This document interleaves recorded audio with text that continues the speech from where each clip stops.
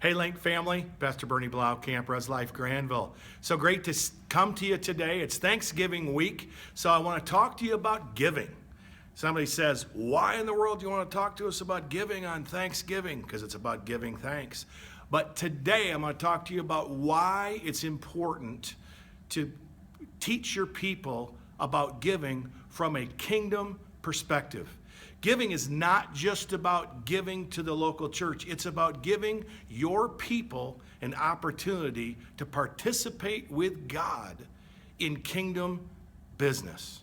You think about Jesus when he was teaching the people and he had been there all day. It's the parable not the parable, but the accounting of the little boy's lunch. And they had been there all day, had been teaching, and the people were hungry. It was late at night, and the disciples came and they said, hey, we have an idea. You need to send these people away because we don't want to feed them. And Jesus said, you feed them. And they said, it would take 200 days' wages to feed all these people. There was between 5,000 and 20,000 people there. And many of those people were families, and yet when they surveyed the crowd, nobody had food to give.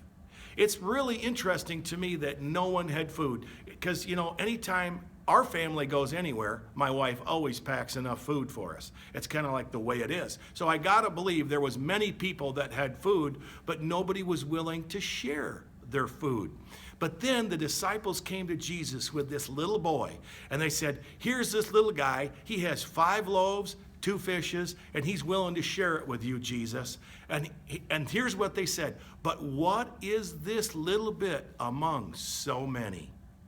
And Jesus, he looked at him. He wasn't daunted by the fact that he had between 5,000 and 20,000 mouths to feed, and he had a little boy's lunch to deal with, 5 loaves and 2 fishes. And these were not huge, giant loaves like the world's largest sub. These were little normal loaves and fish, something that a boy would eat for lunch. And yet he took those and he blessed them. And when he blessed that which was given to him, it was more than enough to meet the need that was there. So why in the world didn't Jesus turn stones into bread? Because we all know he could have turned stones into bread. Why did he not just use one of his miraculous powers of creativity? After all, he did create the entire world. Why didn't he just turn the stones into bread? Why did he ask for participation from us as humans? Why did he ask for the participation of the people who were there? Why?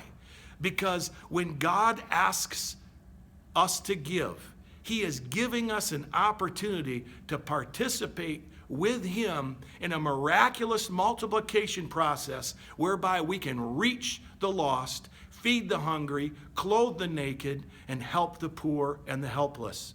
If we'll just take whatever we have and put it in the hands of Jesus, he will multiply it. It'll be a miraculous multiplication, just like he did with the little boy's lunch.